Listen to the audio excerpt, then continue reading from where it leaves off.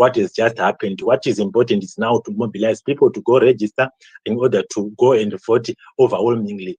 And this is the discussion that we had last week. Yes, some people were still concerned that if the affairs of the Zimbabwe Electoral Commission is going to be taken by the Central Intelligence, then we are likely not going to be having a fair election that we are going to be having in Zimbabwe. But some other people also came with their views that we need not worry because the Central Intelligence has always been taking part as far as our elections are concerned. So we need to make sure that we continue to do as what we need. So this is in as far as our topic last week is concerned. I'll quickly go to Dr. Maifa. I don't know if you can bring knife. He's requesting to speak. While I'm quickly going through the news that we had. The news, I'm going to be speaking about some of the news that came out of Zimbabwe from last Sunday up to today. What is it that caught my mind? One thing that caught my mind the last week, the whole of last week, was the issues to do with the helicopters that were said to have been bought from Russia. And it wasn't, it came as a surprise to me on the priorities that the government has made to make sure that they are going to be bringing in helicopters, and these helicopters are going to be used as ambulances. And some people were discussing and saying, really, why would the government want to bring about these helicopters when the schools are not well furnished, when the hospitals do not have medicine, when the hospitals do not have the infrastructure that would accommodate our patients, but we go on to procure these helicopters. And then the discussion further went to an extent that some people ended up saying, but why is it that Russia is bringing about those helicopters to Zimbabwe? Is it that they are bringing these helicopters in good faith, or there is something that is happening behind the scenes? People discussed about it. And then the other thing that also caught my mind as far as the news in Zimbabwe is concerned is the journey that our the acting spokesperson, Advocate Fadzaima Here, who went to United Nations, speaking about experiences in as far as human rights violations in Zimbabwe are concerned. And she went there, she portrayed what is on the ground in as far as how human rights are being violated in Zimbabwe. And when she was highlighting that, she actually brought about issues to do with her personal experiences. And I just wanted to quickly, before we go on to our topic that we are going to be discussing today, to say we had issues with some people from other quarters of the political divide who were concerned about how she narrated her ordeal as far as human rights in Zimbabwe is concerned. There were people, in particular from ZANU-PF, who said that Fadzaima Here did not speak good about Zimbabwe. I want to say, they said she didn't speak good about Zimbabwe in bold letters. Zimbabwe in bold letters. It was something that people really spoke at length about, particularly from ZANU-PF quarters. And there was a debate that came about. And during on different spaces, there was an unfortunate incident that took place where one of the people from within the speakers came out and suggested that because she sold out the country, then they needed to actually devise a system where about 5 or so people have got to go to the Zimbabwe Robert Mugabe International Airport, wait for her, and met her with beatings there. This is what has just happened. And because of that, there were also discussions that took place about that, to say, are we having such a thing in Zimbabwe where people are saying, because somebody has been invited to the United Nations, such an esteemed platform, she is speaking about, or that she is speaking about a human rights violations in Zimbabwe, and then she is supposed to be meted with beatings. These are some of the things that we heard. And some people also went on to discussing issues to do with the difference between Zimbabwe and ZANU-PF. And if somebody is speaking about what the violations that are being perpetrated by ZANU-PF, does that resemble Zimbabwe? So this is the discussion. Dr. Amaifa, I want to come to you if you still have anything before we just start our program.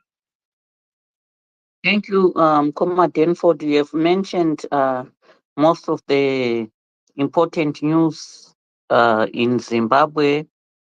The issue of Fadzai Mahere has been circulating, and then also the issue that the opposition MPs raised a motion for diaspora vote.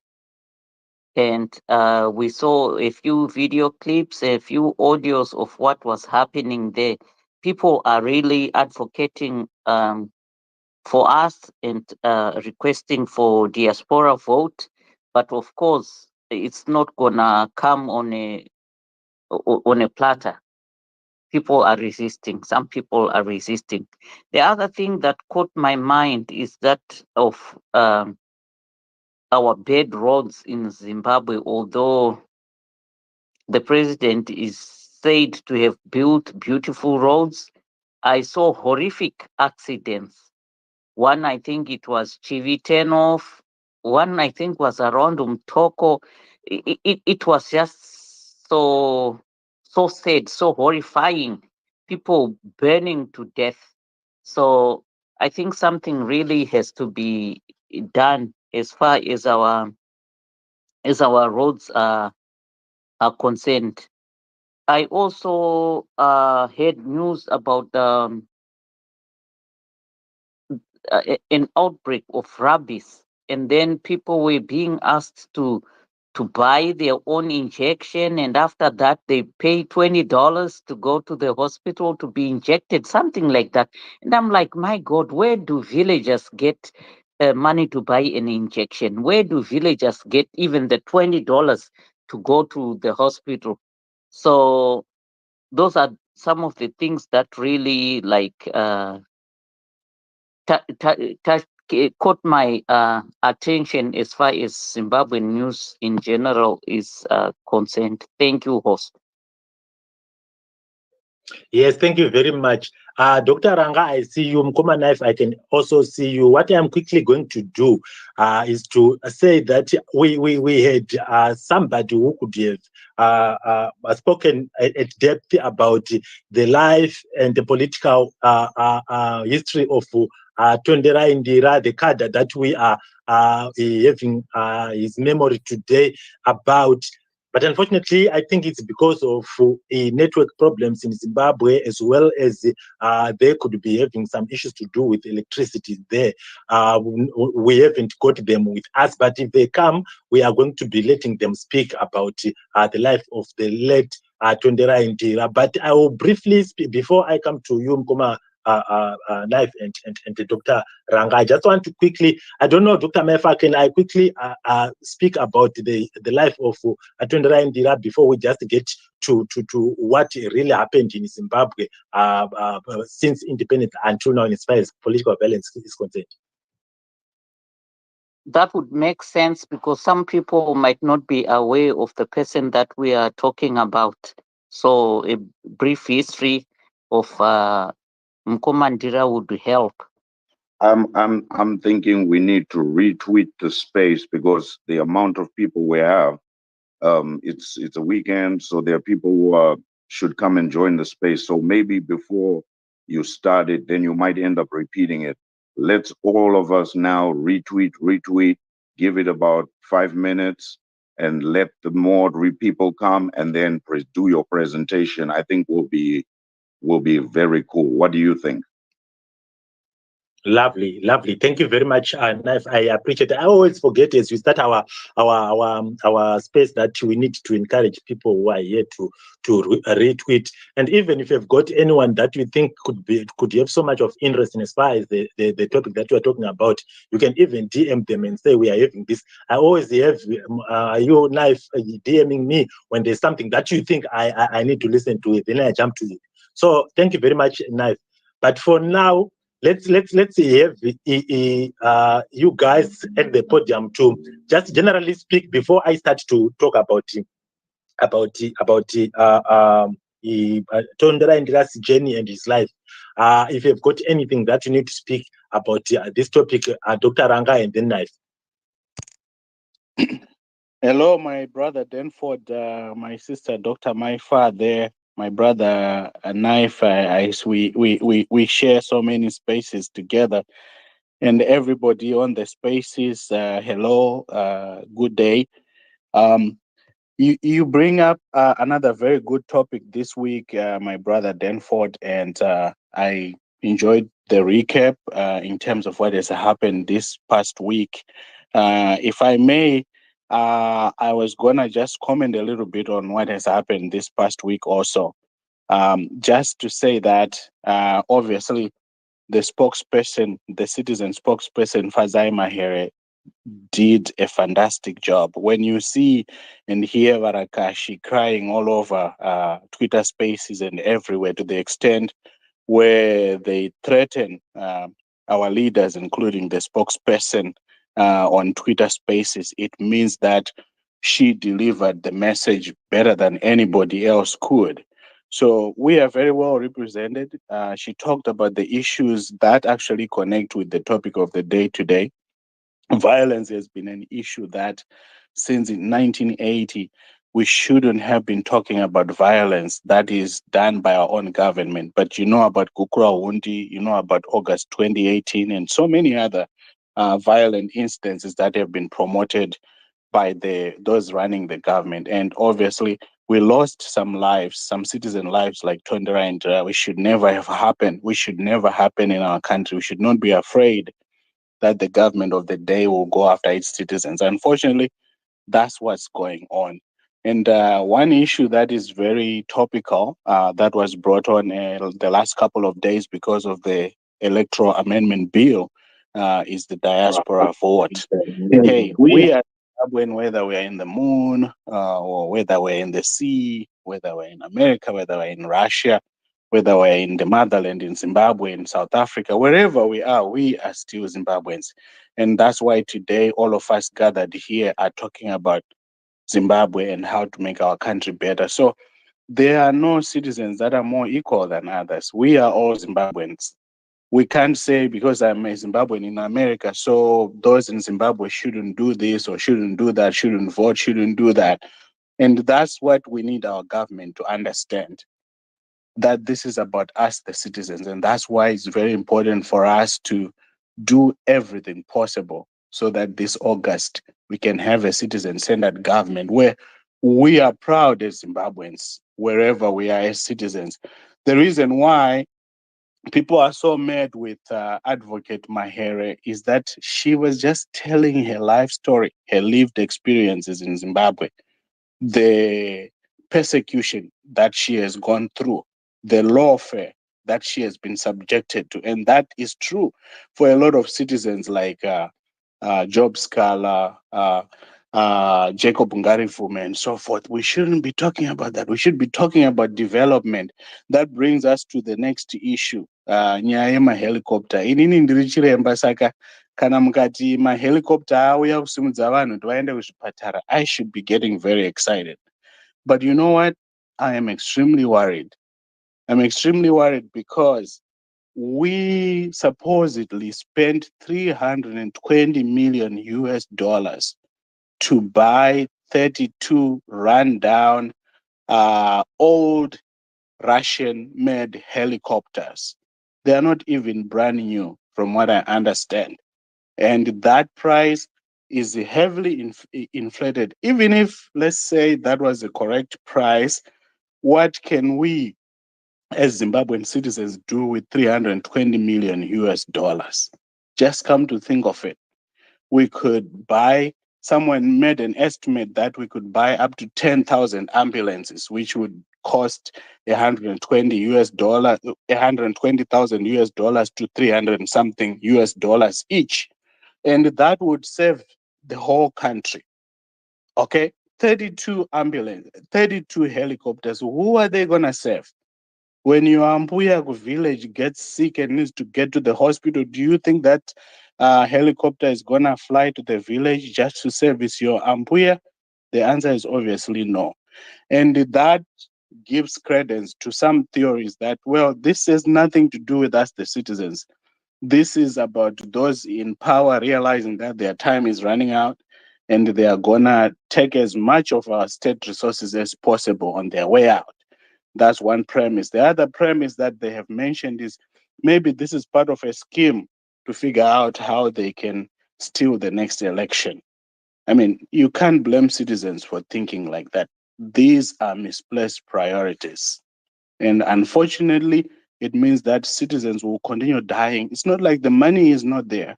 The money is there, but it's being stolen, misused, uh, so many other crazy things going on. And I don't think it's the wisest thing for our government to be leaning in on Russia. Okay? It's democracy versus autocracy. And I don't think that autocracy is going to win. Unfortunately, for these people, it's not going to work. You can be on the side of Russia all you want. I don't think that they are going to win in the war against Ukraine. Well, my brother, I can talk on forever, as you as you are very aware now. I'm no longer on the farm. I'm right at home, and my network is working just fine. So you need to stop me. But thank you so much for this opportunity. Thank you, Dr. Ranga. Thank you, Dr. Ranga. Yes, it did.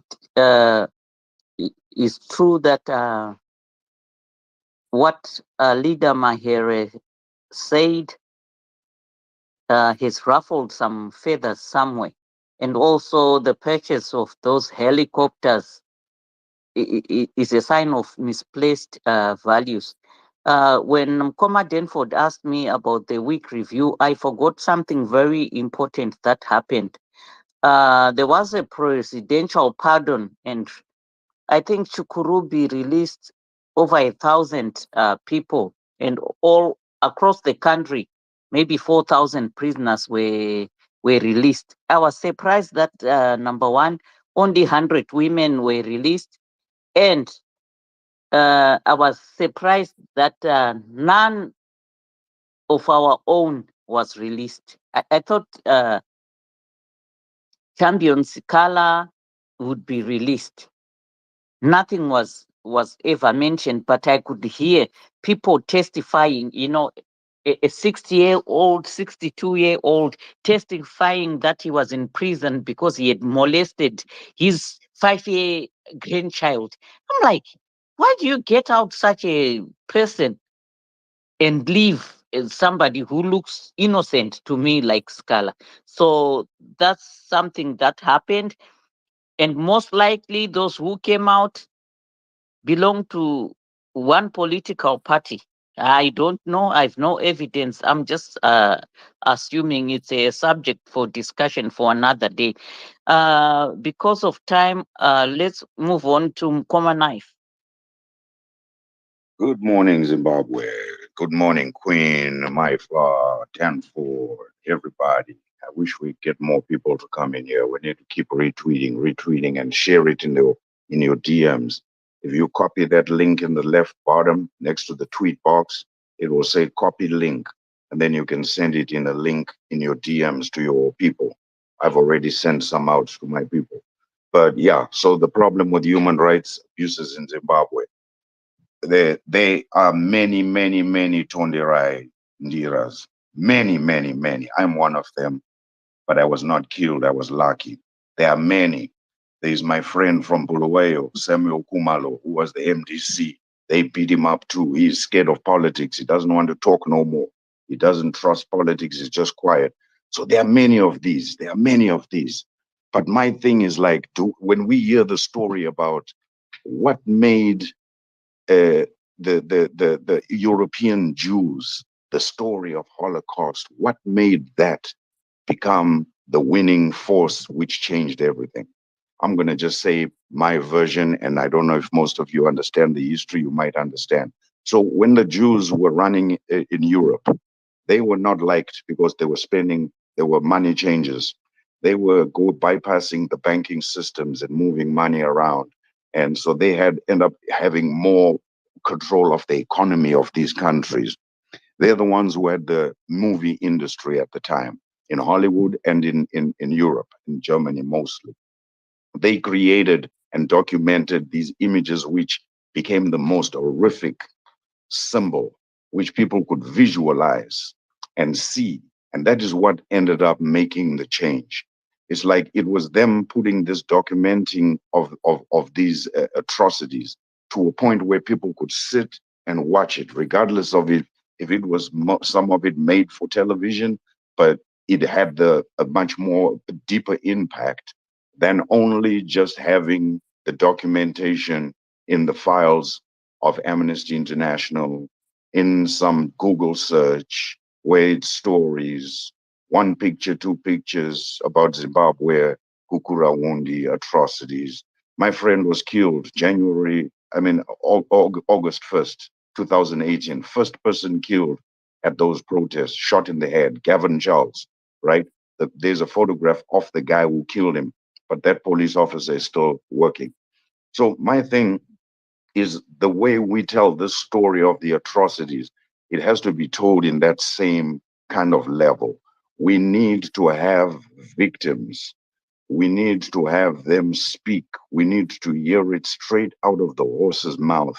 Right now, the amount of people who can actually speak on a real experience of Kukurawundi, they're getting less and less. Then soon there will be no more. Then it's just going to be stories. So without us being able to use our platforms and our resources abroad to garner this kind of like support to kind of document these victims, these asylees who are living abroad, who are scared to speak on spaces. People like me, I've been tortured. I've been tortured by Zimbabwean government, cut my Achilles tendon, beat me up. They followed me to the hospital while I was in hospital. They wanted to take me out of hospital while I had the plaster of Paris and crutches on my leg. Then I had to run away. So I know these things. I told my story to the United Nations for my asylum. But that's where our story is ending.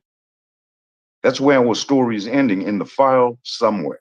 We need to get together as Zimbabweans who are serious about this, and we need to get all of our collective living victims while they're still alive to be able to have this, and we create this video documentary so that it's something that can be always represent all of this conversation.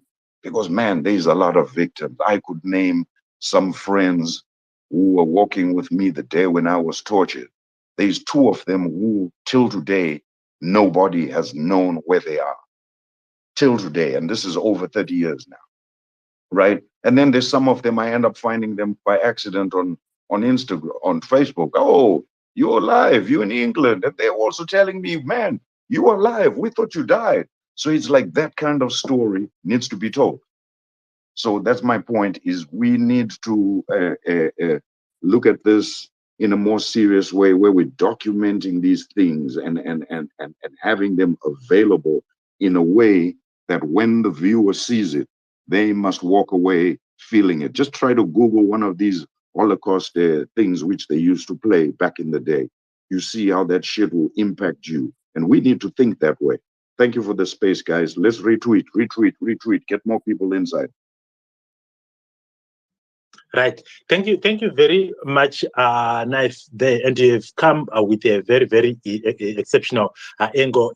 It is really the essence of us coming together here to speak about this. And I also would have wanted a situation where we have got people who could have personal experiences during even between 1980 up to the present life. 2000, I know most people have got memories of 2000 and 2008. These were the bloodiest electoral periods that we had. But between the lines, we know there are a lot of people who experienced such things. So we would want people who have got their relatives who, them like Nafi says, experienced such torture, such brutality from the regime because of your political choice. We need that spoken.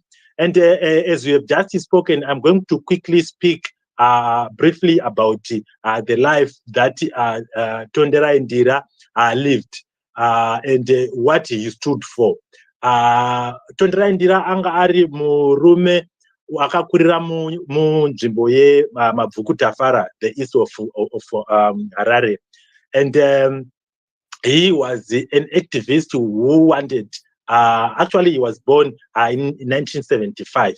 So anga ari munhu wekuti nguva ye 2000, between 2000 and 2008 vanga vari vamwe vechidiki vanga vachimhanya nemusangano uye they wanted people to make sure that they make their political choices. So during that time, he is one of the people who went together with the vakatanga musangano movement for democratic change. Remember, the movement for democratic change came about in 1999, and during that time, those were the youths who were mobilizing people to come together, and it started in the urban areas. They were going right through into the rural areas, semi-urban areas like Kwanasekeoku, vachifambisa ishoko remusangano, and because of that, it is when the regime started to realize that he is one of the voices that has to be clipped down. Why? Because he is conscientizing the interest of the most vulnerable people, the most voiceless people. But he didn't even consider that he was a target by the police, the Central Intelligence Organization, or any other state agencies. He continued his work. There was a moment in which Tonderai Ndira was accused of having participated in the killings of kana paine vanorangarira angambori MP we-MDC ainzi Trudy Stevenson. So ZANU-PF itself actually accused him and he was arrested. Luckily, he was released. Nekuda kuti vakashaya umbowo, and it was a trick yeZANU-PF yekuti vangombo-implicate how can one kill his own. So these were some of the experience that Tonderai Ndira faced. And Tonderai Ndira is survived by mukadzi wake umwe chete nevana vatatu. The reason why I'm talking about my dependents and we have got the legacy that is left by the victims of political violence in our country. We need to find out what is really happening to those people who are left behind by the people who are brutalized by ZANU-PF. But for your own information, I think I just wanted to quickly highlight that it is not the responsibility of ordinary citizens to make sure that they take care of the dependence of those who are left by political violence. It should be the responsibility of the state. Unfortunately, the state is the perpetrator, and definitely, even if we go down the political history lane, violence, we realize that from 1980, my victims we haven't had a situation in which the regime took responsibility and helped those people who lost their loved ones.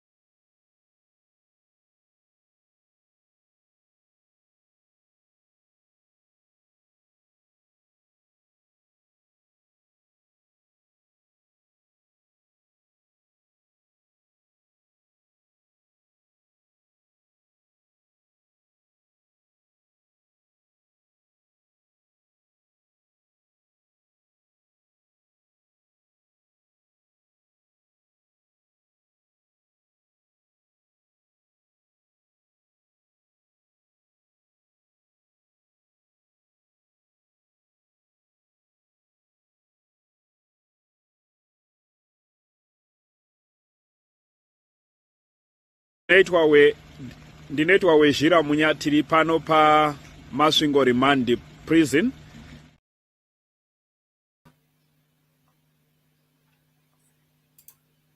Hello viewers, we take a short break. I think our system had a glitch. As we resolve it, we take a break, then we can continue. I think that history is very important to listen to. I will reconnect you when the system has gained.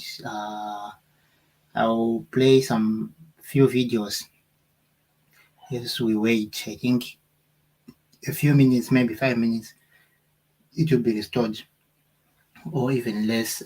So I'll play 1 or 2 songs here as we wait for them to resolve whatever has happened to that platform we're listening from. So yeah, that's it. But you were hearing that history or how Tonderai Ndira was killed. Something is devastating, something that is difficult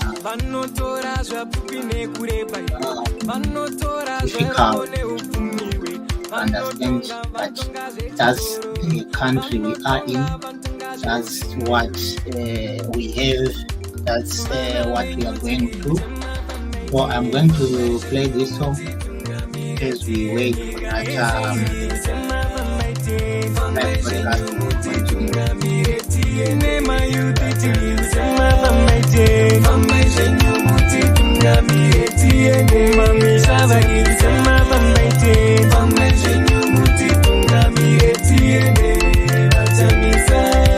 Okay, anzi wakaregister kuvota chikomana chipinde Triple C President Nelson Chamisa Zimbabwe oye oye.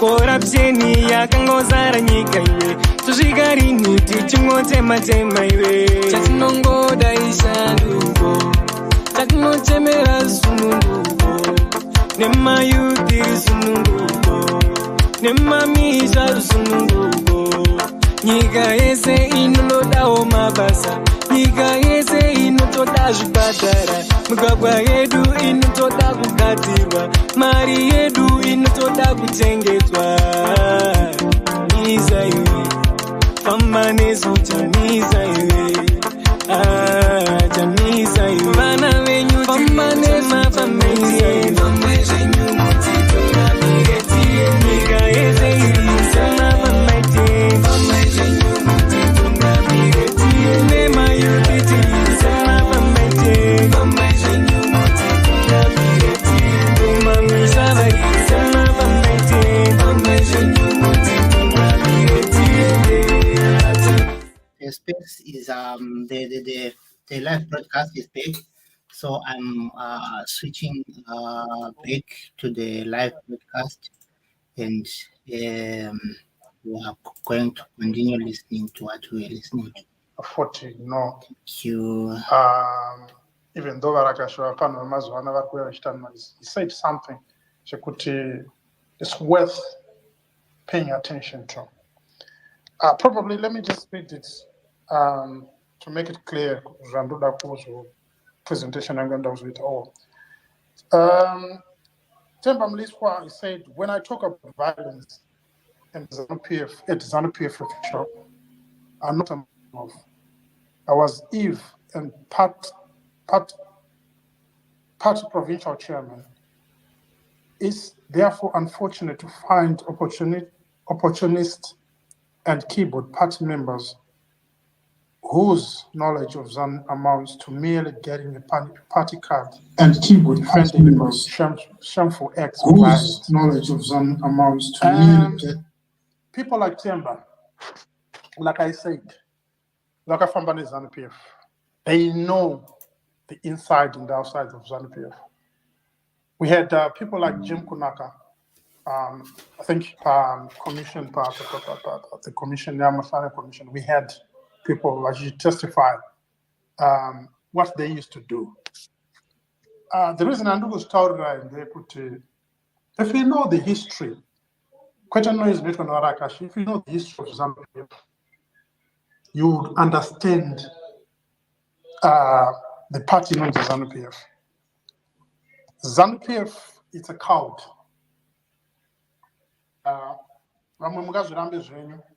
But ukada kuona zinaitwa ZANU-PF kana vanozobudamo vakutaura, you would understand the operations of ZANU-PF kuti mune element yekudeurwa kweropa. But that now comes with a cost. Sorry to you, Mkuma Basta. I'm not undermining you, but ndambonzwa Mkuma Shepherd vasati vataura mambo soso vangu vachiti Mkuma Shepherd vane dambudziko rebhati ravo raakupera. Would you, I don't know if it can be an inconvenience kuti tivape vataura uye vada kuenda kwaenda. Apologies about that. That's fine. My page, sure. Okay, before I give the opportunity to Mkoma Shepherd, I just want to welcome back everybody who was with us in the previous one that just crashed. And for the other ones who are just coming in for the first time, we are having this space in memory of the late Tonderai Ndira, a political activist who is a founding member of the MDC. And he participated in a lot in as far as the political activism in Zimbabwe. We want to have a memory of his activism this month because this is the month in 2008 when he lost his life. Among our speakers, we've got one who was so close to Tonderai Ndira, and he, as our space crashed, he was in the process of speaking to us, telling us how the events unfolded during the time that we later lost Mkoma Tonderai Ndira. So back to you, Mkoma Shepherd. You can go ahead with what you were telling us. Thank you very much. Thank you so much. Sorry, last presentation I was speaking in Shona. I wanted to avoid some people around me to hear. Anyway, let me speak in English so that I can accommodate everybody. Welcome, everybody. Right. I'm not going to start from where I ended, like to 1999 when we started meeting with Tonde, when we were in MDC as youth and so forth. But let me just start from 2008 until Tonderai was abducted and subsequently murdered. We had spent the previous day together on the 13th. We were together that previous night, and we had just had our election on the 27th of March. The 29th of March that year, and we had roamed to victory. we had won that election with no doubt. We had the election results, because where we were playing our cards, we were telling the results, and we definitely roamed to victory that year. Unfortunately, ZANU-PF did not want to lose that election. They didn't want the results announced. So what they did first is they started killing my uncle on the 12th of April that year. After killing my uncle, we arranged, my other uncle was injured to be put in a safe house in Harare. And this was, Tonderai Ndira arranged everything. And where my uncle was staying, this is where Tonderai Ndira was staying. It was a safe house. Then in the evening, on the 13th, in the evening, we drove Tonde. We left Tonde at the safe house. And then I was dropped home. The following morning when I went to work, this is when I was called by Honorable Chidakwa that, look, something bad has just happened. I said, what? He said, Tonderai has been picked up by the CIOs. So I said, how? Then I left my place of work, then went home to remove my uniform. Then I put on my civilian clothes. I went to Mavuku. When we got to Mavuku, this is when we heard the story that, look, there was an unmarked car with people in the car armed with AK assault rifles. So these guys, they came. They missed Tonde's place. They went down the road. Then they asked, where does Tonde live? Then they were redirected where Tonde was. They got to Tonde's place. His wife was sweeping outside. Then they asked, where is Tonderai Ndira? Then they were told, Tonde is asleep, he's inside the house. Then when they got inside the house, then they picked Tonde. When they picked Tonde, they started assaulting him. They tied his mouth so that he doesn't cry. And they started assaulting him, he was like badly injured. His wife was there, his kids were there when he was being attacked. Then they dragged him, they tied him, then dragged him to the car. He was only wearing his pants. Then they put him in the car, they drove away. When they drove away, when I got there, this is the story that I was told. Then we said, okay, where do we start, guys? Then guys said, okay, always when Tonde is picked up by police, he's detained at Rhodsville police station. So can we start with the Rhodsville police station? So we went with Rhodsville police station. When we got there, we were told by the officers that no, we didn't receive Tonderai here. We've got no one with that name. So we said, okay, fine. So which police station do we go? Then we started planning which police stations to approach, where we used to know Tonde will be locked up. Then when we were about to leave, one of my colleagues is a policeman. We used to play football together in Chinoy. He called me back. I said, Shebat, can you come here? So I went there. He said, are you still in Chikurube? I said, yeah, I'm still in Chikurube. He said, okay, fine. My friend, I'm sorry. There is a car that came here, an unmarked car. The people in the car were armed and they had a dead body in that car. I said, a dead body. Said, yeah. Did you see the body? He said, no, I didn't see. They wanted to dump the body here. But we told them that we are police. We have to document everything that happened. Where did you pick this dead person? So they just they stormed out of the police station and started shouting at police officers. Then they drove off. This is exactly what I was told. So we were optimistic that we are going to find Tonde alive. We never thought that it would be Tonde. So, what's happening?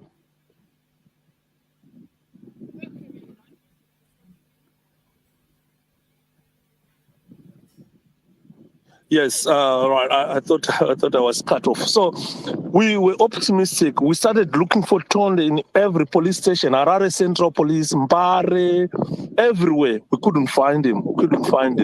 Then we went back home to sleep. Since we had other two bodies which we wanted to go and bury, because this is the time when Kai Ninyeve and Man Soldier, Godfrey Kauzan, were murdered.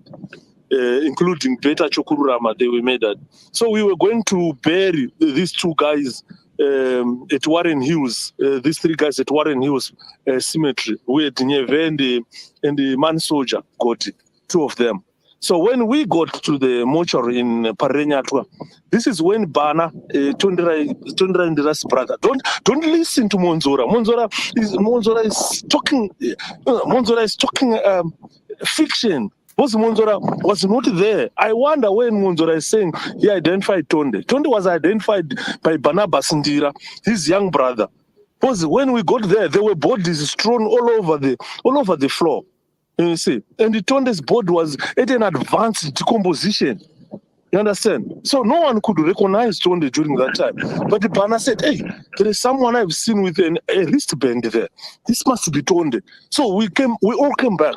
And we gathered on that boat, and we all concluded that, this was Tonderai Ndira, because he had his pants on and nothing else. You understand? So this is how Tonde was identified.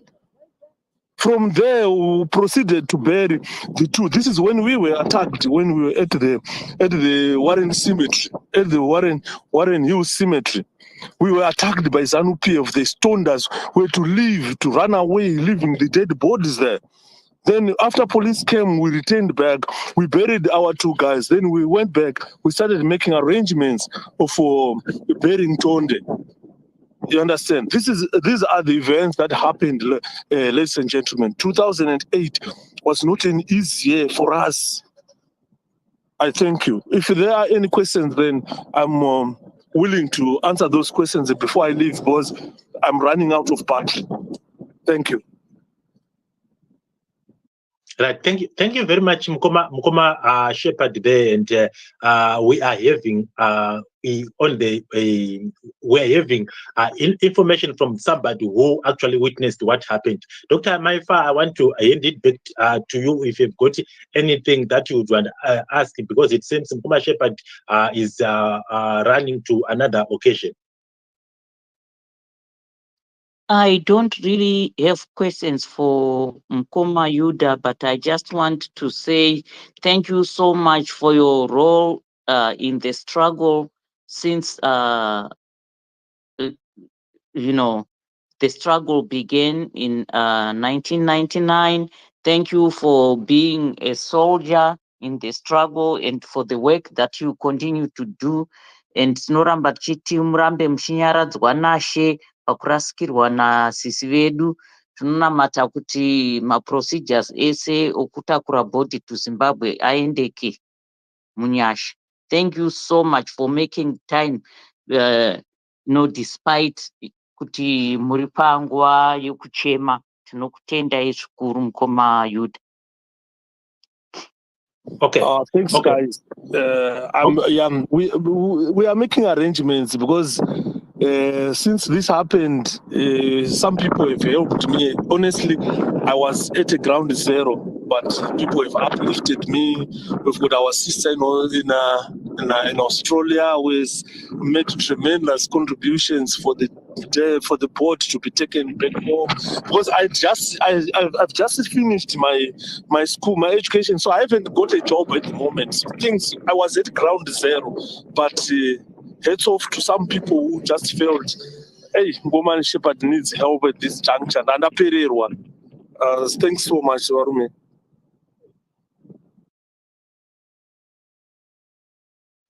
Thank you, Mukoma Shepherd, and tinongo chema treaties pamwe chete uye tinotide nomwaraka kubatsirai. For those who can help, we can just get in touch with him or anyone who is close to him. But we would want to thank you. But a short one, Mukoma Shepherd, especially on your narration Nema event, Mukoma Tonderai.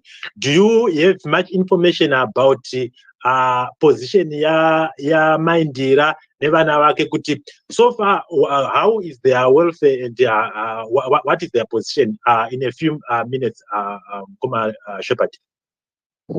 Oh, thanks very much. Last week, she sent me a message on WhatsApp, because sometimes ndangandishingoita helping her here and there. And almost not every year ndaita mashows and I raise mari chizorangarira Tonde chitengerawo vana vake rice kuti vadyewo kana paChristmas nyama and so forth. Saka vakandisendera message. Dai kuri kuti panapa panogona kuonekwa mapictures, ndaikusendera mapictures zvaakandisendera achiti ari kutengesa kamusika kaari kutengesa here, ari kutengesa madrinks and so forth. Achidai ndawanawo mari yakati ndaita start yakati kurei kuti vanhu vana vachengeteke. Ipapo aitochema nditi Yuda mata neglect mhuri yaTonde. You know this.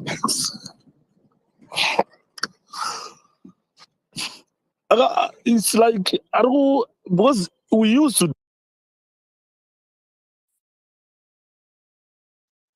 Yeah, sorry, I feel for you, Mkoma Yuda. Let me excuse you.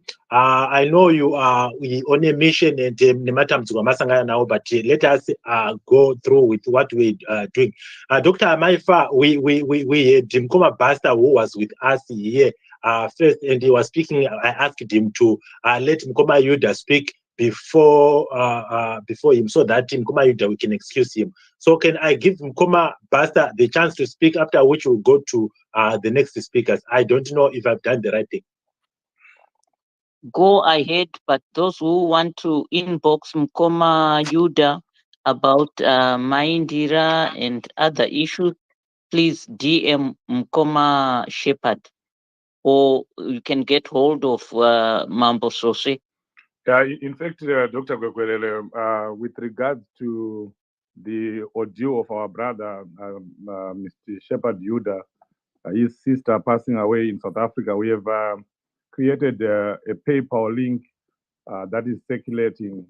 I don't know if you want to, we can pin it here, but we can also send it in other groups so that those who want to help can help. Yeah, what you can do is that we're not going to post it on any page right now. Since you are a speaker on this panel, if you post it on any Twitter handle, the link gonna ya kandwa pana papa space pana so people can participate. I think that would be effective. That's how I usually do it.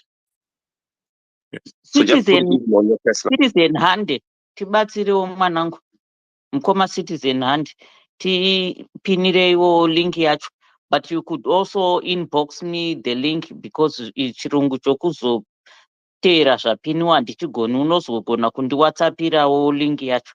I think a person has to be a speaker here or a co-host for them to pin it. So they will share it on any Twitter handle, and then once they've shared it, any speaker Aripana Papa or a co-host can easily add by clicking the three dots IIO, right? And then it will say kuti share to this space, then you're via Panapa. I think it will be important to just send something. I was thinking, if we could send something like 10 pounds or $10, like I put in $10, and if we could all, let's say Kutipana Papatiri 30, we don't have to all do it. Then that $10 could become $300. I think he needs 800 Diesel.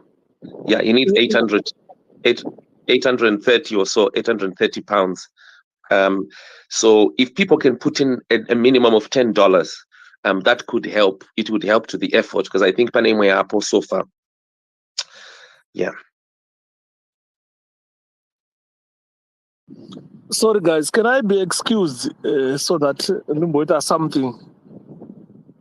Well, thank you, Mkoma Shepherd will get hold of you. Thank you, and motibatirawo basa rokuchengetedza sisi vedu. Akashayika mwana. Oh, mwana. Okay. Mwana. Motichengeterawo mwana wedu. That's it. Thanks, guys. Rambai makadaro ngatirambe takabatana nemashoko andiri kutaura. The struggle is still long. Tinogona kutadza kuona iFree Zimbabwe, but let's create a platform yekuti vana vedu kana vari kuti joinawo vari kuda kustruggle tiende mberi vanoona takamira tine footing. The struggle is long. Saka this year we've got prospects of winning. Saka kuwina kwedu ma elections this year tasunungura nyika. Hapana patiri tese pana vanoda kubenefita kana tichinge tawina. We are doing it for the generation ichauya. Zimbabwe yakaparadzwa. We are not going to benefit anything, but we are going to rebuild it our time. Kuitira kuti vanozouyawo mangwana vazoziva kuti takabva kupi nestruggle taapapi tiri kuenda kupi. So we continue to build our country under the leadership of President Nelson Chamisa. This is what I can only say to you at this juncture before I leave. I thank everybody for participating. Thank you so much, guys. Thank you for offering to assist me. Andina mashoko akawanda ekutaura nekuti Mwari vakukomborere. Ndatenda zvangu. Bye. Over to you, host. Thank you very much. Thank you very much. I see Basta is not with us now. Oh, okay. Mukoma Basta, you can let me give you your 3 minutes, and then we go straight to Mambo Sose Simba, and then we take it from there. Thank you. Yes. Thanks once again. There was. Sorry, sorry, Mukoma Basta, and sorry, host. Mambo Sose has a program on the film President. Sorry, I apologize, Mukoma Basta. Can you allow him to go first so that he quickly runs to change radio? Okay, that's fine. Thank you. Mambo. Dr. Amai, thank you. But I thought I was still going to speak after Mukoma Basta. But thank you, my brother, for giving way. I appreciate that. Thank you, Mukoma Denford, and everyone else who is here for this space. It's a very important space, a very important topic. Tonderai Ndira was one of us, is still one of us. I believe his spirit is still hovering above us and, helping us in this struggle that he was part of, that he started. And hearing from what Mukoma Shepherd said, I think it just puts into perspective what we need to do in this struggle, that we need to finish this struggle. We need to do everything that we can so that Zimbabwe is free for change, that we deliver a new great Zimbabwe in honor of people like Tonderai Ndira, in honor of all the people that have been maimed, that have been killed, that have been abused in this struggle. So if you had not started doing something in this struggle, I think this is the time. What Shepherd Judah did, it should be inspirational. It should inspire all of us to want to do something in this struggle. After what happened to Tichaona Chiminya, Talent Mabika in 2000, if you remember those are young men, those young people that were gruesomely murdered, burnt to death near Murambinda. I remember I was coming from Masvingo. I wasn't driving. I was in a bus, but the bus stopped. We saw a car burning, a ball of fire. And only when we'd gotten to Murambinda did I realize that it was Tichaona Chiminya, it was Talent. There were people that were burning in that car. It just broke me. So after that happened, we never thought that we're going to see anything as gruesome as that. But 7-8 years later, we saw the gruesome murder of Tonderai Ndira. And today, we are also talking about More Blessing. The same way that More Blessing was murdered, that a person is cut into pieces and buried somewhere, and then found a month later. It's the same story. The search that was done for More Blessing Ali and the manhunt that was done for Tonderai Ndira is almost similar. And how he was killed is similar. And what is happening right now is similar to what happened to Tonderai Ndira, and also what happened to Tshaona Chiminya, that the people that murdered these people, the people that set that car on fire in Murambinda, the people that killed Tonderai Ndira, the people that murdered our sister are still out there, walking scot-free. Those who come from Murambinda, you know about Joseph Male, you know about Zimunya, the people that murdered Talent and Tichaon. They were roaming scot-free at Murambinda Growth Point. Just like our sisters' murderers are roaming scot-free. Even today, we don't know what exactly happened to Tonderai Ndira. Even when they did the post-mortem, obviously we know that those results were interfered with. They said they didn't know how Tonderai Ndira died. But we know the people, our family, the MDC family, know what happened to Tonderai Ndira, that he was killed, that he was murdered. It's so sad. And I know we talk about these victims. Mr. Tuesday was also murdered. Bongenue was murdered. And the list goes on. That year in 2008, the year that our brother was murdered, over 500 people were murdered during that time, the lead up to the 2008 presidential election. And even after those 500 people were murdered, 50 more people were murdered during the run up to the rerun. And that was when Dr. Richard Morgan Tsvangirai said the famous statement that I'm not going to walk over dead bodies to the State House. And for the sake of the people of Zimbabwe, for the sake of more deaths, he went to Botswana. He was advised to go to Botswana. Whether he was supposed to have done it or he was not supposed to have done it, I know people now that are speaking from a different environment, from a different context, they will tell you that Dr. Richard Morgan Tsvangirai was not supposed to have gone away. You should have remained in the country. But that is what we do. We are spectators. We are there. We are in the stadium. We are not playing the ball. We're not there in 2008. So we can say what we can say. I know he has been ridiculed. Our leader has been ridiculed over that.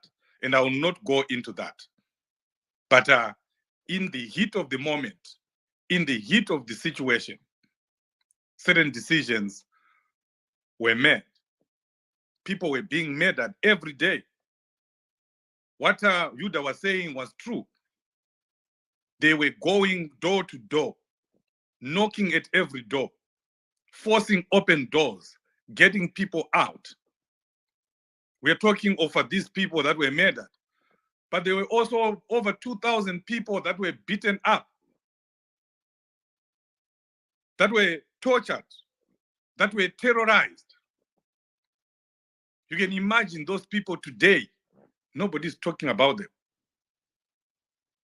But they were there. People were tortured.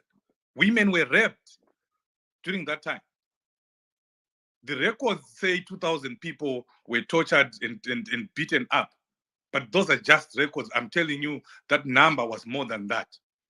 Even when we say 50 people were murdered during the second run-up, the number was more than that. Some of these numbers, you even see them in Herald. So you can see, if you see anything in Herald, you know that it has been greatly undermined. So, folks, in this struggle, we have lost people, we have lost comrades, and the biggest pain is to the survivors, the people, the children, the mothers, the sisters, because Tonderai Ndira was somebody's brother, you are somebody's father, you are somebody's son. We stop to think how those people are feeling right now. Some were asking after Ndira. I've had several conversations with her. We've tried to do the best that we can, the little that we can, including, sensitive things like trying to bring them over here. People have fundraised. We've fundraised, and one time we're trying to build the house that she was living in, a 2-roomed house, and initiatives have been done. But I think we can only do as much. It's very unfortunate. I wish we could do more for people like Ndira, Zamara, because I'm telling you, they're suffering. These were the breadwinners. The people that are being killed, that were murdered, are the breadwinners. And the 3 children right now struggle to go to school. Ndira vanotoita kutotengesa pamusika kuti vakwanise kuwana mari yekuti vaendese vana vavo pachikoro. But these are this Tonderai Ndira is our Steve Biko. He's our Solomon Mashangu. I hope we all come together and gather together one day and remember these people and ensure that in the new great Zimbabwe, these people will be taken care of. These people will be remembered. Their families will be remembered. They've sacrificed the big sacrifice. I don't know what can be done. I don't know what this discussion is going to end up deciding. Is it a discussion to have a memory of what happened so that people know what happened, which is very good. People have to know what happened to our heroes, how it happened. It's important. These spaces, they set the record. But can we do more? Can we assist Ndira at least on a day? I know Advocate Masie is here. He has done a lot in terms of, in as far as Zamara is concerned. And I want to salute you, my brother, Advocate, for the work that you do every year. You never miss a year. You do a fundraiser, you arrange a space where people can come and speak. And Zamara is brought there, and she speaks and she talks about what is going on. Can we do the same for Zamara? Can the discussions that we have, end up, bringing up something? Can they end up in something that can be extended to the family? So this is the question that I leave you with. But in my closing remarks, I just want to say that the people like Dr. Richard Morgan Tsvangirai, Susan Tsvangirai, Tonderai Ndira, Mr. Tuesday, More Blessing, all those people, they've gone, they've died as an ultimate sacrifice to this struggle. Find somewhere where you plug in. For if we don't do something about this situation now, in this year, in this election, then it means the sacrifices of all these great people would have gone to naught. If we do not come together and do the best that we can and remove ZANU-PF in 2023, we are done as a nation. We are done as a generation. And our children will be asking us, why didn't you? What did you do? Because ZANU-PF, after this, I don't think we'll be able to remove them. This is our best chance. The events that are happening, the gold mafia, the chrome mafia, the corruption activities that are being unveiled every now and again, all those are weapons that we can use. I know we can say, they're bad things. Yes, they're painful, but we can convert that pain and everything that we are getting into a weapon, into a formidable weapon to which we can fight and remove ZANU-PF with. Let's come together, let's unite, let's support the fundraisers that are going on, let's support the programs, the party programs that are going on, and make sure we have money for our candidates. As you know, they'll be paying $1,000 each. The president needs $20,000. All those are things that have to be done by citizens, by us. We are the funders of our own struggle. Akusisina Madonna, Tistato Madonna Acho. So let's be prepared. Let's get ready.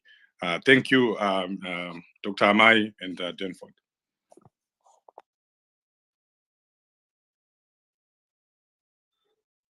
Yes, thank you very much, Amambo. So and you have asked very, very pertinent questions that need answers. And those pertinent questions, it is not Denford, it is not Simba, it is not Dr. Maifa, it's not Buster, it's not Diamond, it's not anyone. We have got to personally or singularly answer them. All of us, and not only the people who are on the platform, but Zimbabweans, we need to come together and say, this is what Tonderai Ndira did during the time. And remember, the time that he lost his life was the time when we were about to go for a rerun that Dr. Richard Morgan Changai had won. And he had won beyond the 50+1. But because of ZANU-PF's shenanigans, it managed to just go through. And all those results, I remember, for those who still have the recollection of what happened, they were held for quite a very long period of time. Why? Because they didn't want to make them out. But the people like Tonderai Ndira and the rest that participated in awareness to the people that the result is being stolen, and the regime wants to retain power at all costs, ultimately lost his life. Now that we know the conditions under which Mai Ndira is surviving, a number of widows and dependents for those activists who lost their lives, and there are quite a number of them. We are only speaking today of Tonderai Ndira, but we've got a number of them. I was going through the numbers; it's so quite substantial. So we need to make sure that, like Mkoma Mambososo is speaking about, that this is the only opportune time that we need to come together as Zimbabweans, because we won't be able to have any other moment. But Dr. Maifa, back to you before you give Basta the time to speak. Simba, I will shortly come back to you. No, because of time, let Mkoma Basta speak, but we need to find solutions. And earlier on, we had said we need to have a way of communicating, a way of people sticking together, moving in groups, so that when they are attacked, they are together, a way of establishing safe houses, real safe houses, not the ones that are infiltrated. So let's move on to Mkoma Basta. Thanks once again, host. I'm not going to be long. Shango compressors and underdog tower, because I already said a few things. Thank you very much once again for this initiative, Yamawe Nayo. I think going forward, we have to do more of such a thing. And again, in the future, probably it's worth in our history, it was wrong. Struggle.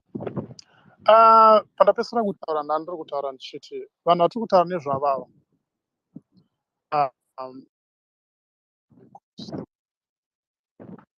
vaikomera chingwa kuna baba ita vakaponda vana, which is unfortunate thing yekuti hurumende yatinayo, looking back kwehistory vanoziva even mafiro akaita anatongogara, you would understand kuti ropa rakatanga kudaurwa ropa way before independence. Saka you would see the matsimba acho up to current now. Kuti varume atiri kudhila nava no matter how much we see them in churches, no matter how much we see them preaching peace, vane zvavakatakura, vane mweya yavakatakura kubva kuGukuraundi nezvimwe zvatisiri kuziva. But the question which I want to pose now, ndeyekuti, how are we going to rescue ourselves from these jaws of the devil? I know kuti pane varakashi vari panapa vanopota vachiromberera maoko kana zvinhu zvakadai zvichiitika muchitwista the wickedness inoitwa nevatungamiriri venyu. But chinondifadza ndechekuti, I'm not preaching, but chinondifadza, I believe things in a spiritual realm, kuti zvinenge zvazoitika in the physical zvinenge zvamboitika kumashure. One other thing chakarambwa naMwari ndechekudeurwa kweropa remunhu. So we all know kuti zvinouya at a price. But problem yandinayo ndeyekuti patasvika panapa, we shouldn't have vanhu vanobvuma kutumwa kunze endai munoponda. Ndo vanhu ndichine problem now munyika yedu yeZimbabwe, because ropa riri kumashure uku rinoda kuti cleanse. And up to now kuna vafana vachiri kungotumwa kundovadeura ropa vachipara mhosva, because vari kudeurira ropa vanofamba vachidya bacon and egg. So how are we going to move from the current position atinayo, which is really sad?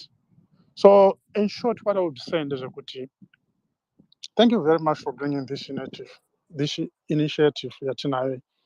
And if we can, because we're not going to expect the government to come in vobatsira mhuri dzakarasikewo.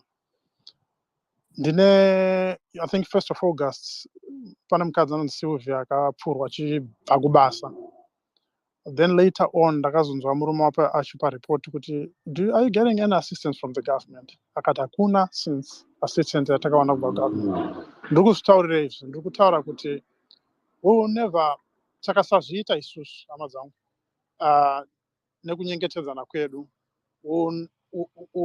tinenge tisiri kuita zvakanaka kune hama dzedu idzi, because chishuvo chavo ndechekuti murume wavo, mwana wavo, baba vavo vangadai vari vapenyu. But it didn't happen that way, because it's either they've spoken out or, you know, they were fighting for the right thing. So zvatsarira isusu nemoyo wedu, because vatiri kudhira navo ndo vakadeura ropa. So I would encourage you guys, tiri panapa kana muchikwanisa, yes, it would be a noble idea, good idea, yekuti tibatsire hama dzedu idzi, because tiri tega. Say why dzisina mufudzi. So handisi kuda kutora nguva yakareba, because kune zvakawanda zvichada kuzotaurwa. For now, I'll just return the mic kwamuri ndichimboteerera. Thanks a lot.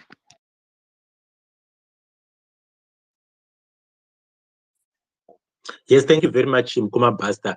And that's an initiative that everybody would want. I was thinking to myself to say, as we talk of political history, political violence in Zimbabwe, we most of us would always think of what happened between 2000 and maybe recently.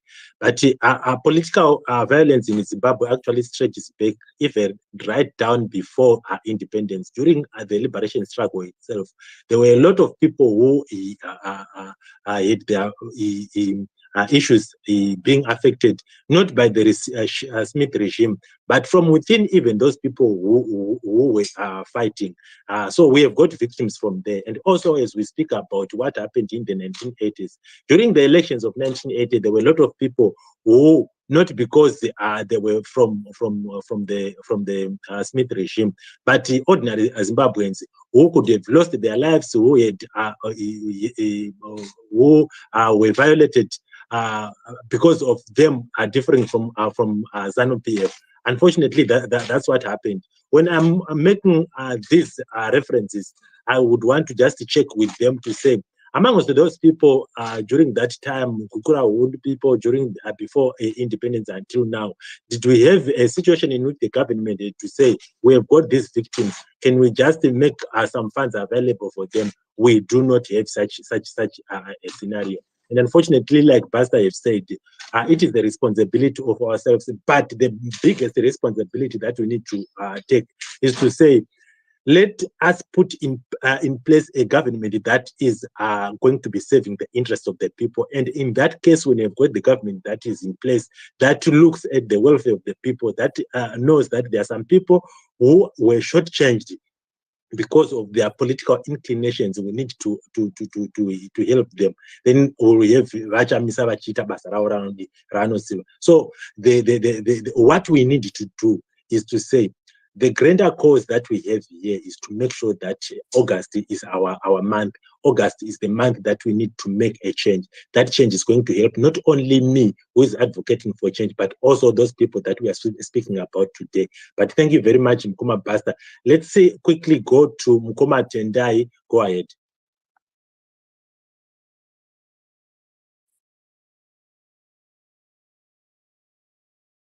Tendai, you are muted. Can you unmute and speak? Hi, Mkoma Denford. Can you just give me maybe 3 minutes if I can come up maybe after one speaker, because I'm just finishing up something here. Thank you. Okay, that's no problem. Unfortunately, we no longer have any speakers here. But what I'm going to do, Dr. Maifa, if you've got anything to speak about, you can speak. But I was going to quickly talk. Okay, go ahead, Dr. Maifa. If you want to quickly speak, and I will speak. Do you have anything urgent to speak? Or I go ahead? No, go ahead, Dr. Maifa. Go ahead. Thank you very much, host, for your comments there. Indeed, we have to do something about the situation in Zimbabwe. And like always, when we have these spaces, we need to find solutions for people like Tonderai Ndira's family. The first thing is people must register to vote so that such things will never happen again. Then we need to have a very powerful welfare department to say if citizens have issues, welfare issues, the government or the state should take care of its citizens. Right now, tinogona kita konde zvanhasi, but how about tomorrow? Until next year, when we commemorate the death again in May, vanenge vachimbodyei, you see? So the best is to make people register to vote and just change the whole system. And I wish people would start compiling the list of such families so that when the right government gets into place, these people can also receive some kind of help so that the children can be sent to school, families can get food and stuff like that. But if we know in our communities or wherever we are, people who are this much disadvantaged, let's take care of them, please. Let's take care of them. And some people have been traumatized. I told you my brother, my own blood brother, my sibling, was very politically active in Mtoko there. His village home in Usumbamaramba Fungwe, when it was bent down and he was beaten up, right now, he doesn't talk politics. He talks about Christ all the time. That's what he's focusing on. And the situation has really traumatized him, has really changed him. He doesn't support ZANU-PF, of course, he doesn't. And if he goes to vote, he will vote for anything but not ZANU-PF. But right now, he's traumatized to an extent that he wants to stay away from politics. It's like a no-go area for him. So we also want some psychological counseling for such victims so that we don't also lose them along the way. And I want to remind the listeners and speakers on this platform that one of our invited guests for today, Koma Shepherd Yuda, is a bereavement. But despite that bereavement, he managed to make way to give his submission. He lost a daughter in South Africa, and he's trying to put together resources to repatriate the body to Zimbabwe. So those who can, I kindly ask you to interact with the link that has been pinned on top of this page by Simbach Kanza. And for those who have interacted with the link, Kuvisa Chema, as per our tradition, please, I thank you so much if you have already done so. And if you can, and if you are willing, please do so. Ndo chivanhu chedu ichocho tinobatsirana panguva dzinenge dzakaoma dzakadai. So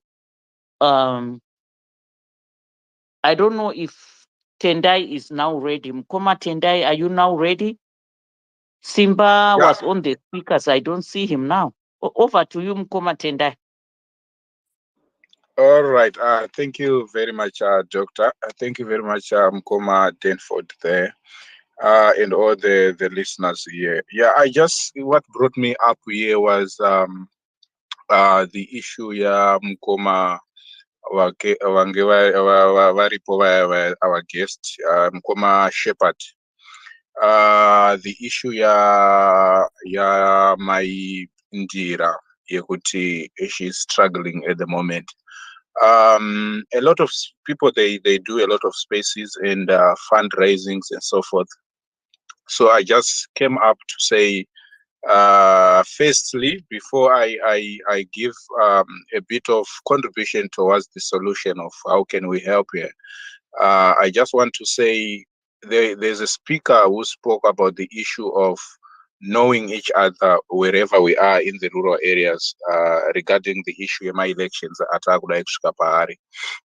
Kuti, let's know each other. If we are champions, perhaps kwatinobvawo isusu kumusha kwamutaro, you must know your area and your community and your people. Let's try to, of course, we know that the ZANU-PF is very cruel, that if they hear that we are moving in groups, in numbers, they will try to attack us in the sense of saying we want to cause violence or whatsoever. But I think it's wise, 3 or 4 people, when time comes, we need to know each other, and we need to be together always. Let's move in groups. And usually when you know someone next to you, if something happens to that person, or perhaps the person is being attacked or adakutorwa and so forth, if you shout and muriwanu, let's say for example in a community muriwanu 5, 6, 7, you fight together so that ita kuti mumwe wenyu asatorwe. So it's a very important solution to the issue of abductions uyezve nekuatakwa kwevanhu, especially in also in rural areas, because in rural areas people they tend to be very scared in the sense yekuti vanenge vachita vanhu vavazotorwa nevanhu vane motikari vane pfuti, so is the government. And in our country hakuna pfuti dzinongofamba famba, and you know how scared people are when it comes to guns. So let's have more groups to fight against this election when the election time is here like now. And the issue also, on these spaces, there's a guy, I'm sorry I have to mention names. Finals Kamunda. If I think a lot of people know him from these spaces. He's quite a good guy who can organize things like fundraising and so forth. He usually works with Mkoma Ian. I can see Mkoma Ian is here. So it's something that we need to utilize these people.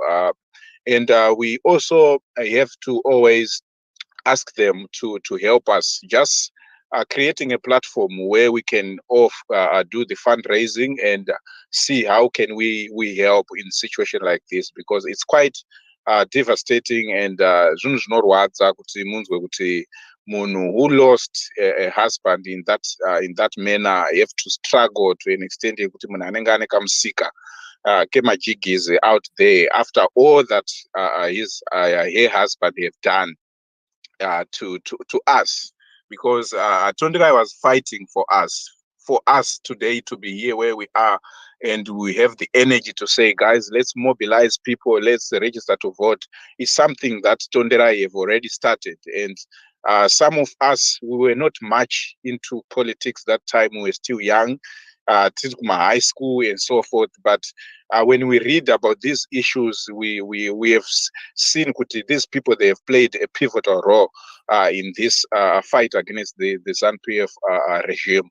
So we need to organize our host, please, if you can do so. Talk to finals. I know some people they will criticize it and so forth and said we have to go another channel, but there are people that we know that these people, they are very good at this. They organize people, and they have done that before, even with Mai Zamara. He even brought Mai Zamara as well on Twitter Spaces, and people they had to engage with her and watching from the horse's mouth what is exactly taking place mukurarama kwavari kuita. I think it would be wise kuti mubate finals, then it or not, what can we do on Konma Tonderai Ndira's wife. Yeah, let's try to unite people, and let's do away with the issue of people who say we are not going to win elections. This is our only opportunity we have now. Like the previous speaker have said, if we don't wake up now and fight together as citizens, I'm telling you, after this election, the upcoming election, vanhu vachangodzoka mudzimba dzavo, they continue their lives. Munhu anenge akutongotanga kutongozvionera kuti no, I think politics dzemuZimbabwe it's very difficult to do it. So we have to make sure that this time is the only time we have to put Chamisa there, and we have to fight. If it means we have to be fierce as well, we have to come together and fight together as one, as a nation. Let's not be demoralized by these people who come on spaces walakashi wachitiudza kuti there's nothing you can do. Zimbabwe yakauya neropa. Zimbabwe yakauya neropa of our forefathers as well. Tine hama dzakafa during the Chimurenga time, and vana vavo vakasiya, they are still not benefiting up to date. And even the old people, they can't even get my pension fund wakarwara. A lot is happening, and you have seen it yourselves that we really need new leaders there, because they are not benefiting anything out of all that they have done. Wanachi Mbwido and so forth. You can see they are not benefiting from this regime that is only there for the minority people. It's just a certain group of people that are plundering everything that we have as a nation, of which, if there's fairness and if these people have got heart and they have love for the people, they could have been sharing and at the same time making sure that we have basics on the table. But look at the inflation rate. People, they can't even afford a decent life, even basic things like paracetamol. They always post every day. It looks like he's talking too much, or Arkungo spread that the issue they are doing wrong here, they're doing wrong. But that's exactly what is happening. So if you don't knock on our heads and say, guys, these people are doing this and this and this, we tend to sleep. So let's wake up, let's work together. This election, we are going to put Nelson Chamisa there, and I'm telling you, Zimbabwe will be a better place. We need change today. Let's unite as Zimbabweans. Thank you so much. So thank you very much, Mukoma Tendai, and we get so much of lessons from what you have just expressed. We as we almost come to the end of our program, I think we need to make a reflection of what the life of Tonderai Ndira entailed, especially to the broader Zimbabwean politics. We need to make sure that where we are standing today. Remember, Tonderai Ndira lost his life in 2008. This is almost, it's actually 15 years from the time of his death. And like I said before, it's not only him. We have got a lot of Tonderais in Zimbabwe. I could have wanted to read the list of all the MDC activists who died in the hands of ZANU-PF between 2008 and 2013. Then you would have realized that we've got a regime that is bloodthirsty. We have got a regime that doesn't even care about the lives of people. Just yesterday or 3 days ago, we were talking about this other lady who came through a platform and said, because of Advocate Mayere's speech at the United Nations in Geneva, human rights a conference that they were, and she spoke again ill about a government. And what is important for Zimbabweans is to get rid of her. We need to wait for her at the airport and bring some about 5 or so people to beat her up. These are the genesis of the political violence that you are talking about. These are the people who are making threats to human life. And if somebody is hearing about what they are talking about, then it means somebody who could have done something that is not inconsistent with what you believe. The only thing that you can do is to perpetrate violence on them. But that is not the Zimbabwe that we need in a new Zimbabwe that is coming shortly. So what we need to speak about is how really, and we have spoken about it, to say this is the Zimbabwe that we are going to be having, and we need to speak against such people. How can we come together as Zimbabweans? We have been polarized by Mugabe and Mnangagwa themselves, the Mugabe regime, the so-called new dispensation. We are having a lot of problems. If we are going to be having statistics of how many abductions did we have just between 2017 and October 2019, you realize that about 69 people actually were abducted by the so-called the new dispensation. And then you start to say, did we really have to come to this place to such an extent that people are losing their lives by the regime that speak of it as a caring and a listening regime? So we need to speak against this. But before we conclude, let me just hand over to Dr. Maifa to speak her mind before we close. Thank you, Dr. Maifa. Thank you, host, and thank you, everyone on this platform. I want to thank everyone for being here as a listener or as part of the audience. We really appreciate you. And we want to find solutions to political violence because we know in a few months' time, we'll be having elections in Zimbabwe. And we don't want any kind of violence. No verbal aggression, no physical aggression, any kind of violence. So it will start with us as individuals to say, let's be kind to each other. What we say to others or how we say it can be some kind of aggression, can be some kind of violence, and some will now develop that into physical violence. So takangogara tiri vanhu vakangoteramira vanozvibata vane hunhu zvinotibatsira because this issue of always fighting, it doesn't end well for others. And let's help protect our families back home, and let's keep spreading the word of peace. Let's give them even ideas, those who can write, those who can do those TikTok videos. I wish I was still young and could do those technology stuff, make TikTok videos about peace in the communities there as we go towards the election, just preaching peace and, preaching against any form of political violence. We are families. Hakuna mai vakazvara vana veZANU-PF vakazozvara umwe weTriple C. So we are all Zimbabweans, and it should be in every Zimbabwean's heart to understand that we think differently, we appreciate things differently. Anoda hake zvezanumusiya akadaro, ukamurova ndokuti zviite sei. Anoda zvetriple C wongomusiyawo akadaro. Tisashandiswa. I don't know how to knock it into young people's heads. Kushandiswa just because wapuwa doro $10 wakunorova chembere dziri uko komangwana ende ngozi inongouya kumba kwako ka. So let's really desist from this. And it's so sad when you see the surviving family members having to struggle because the breadwinner has been taken away. It's so painful.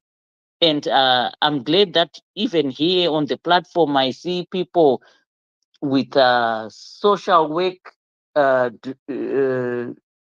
doctorates and stuff like that. I hope we are going to really work towards the change of Zimbabwe. Thank you. Urukutiko tadona. Hello.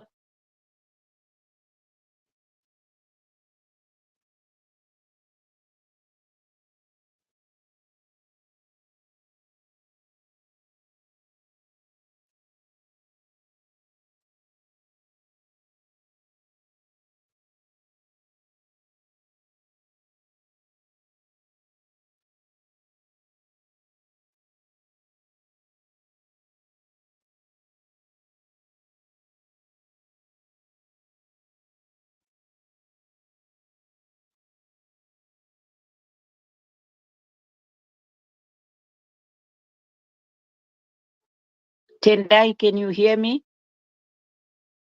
Yes, we can hear you, doctor. We can hear you. Okay. Now, just now. Okay. So I give the time back to the host.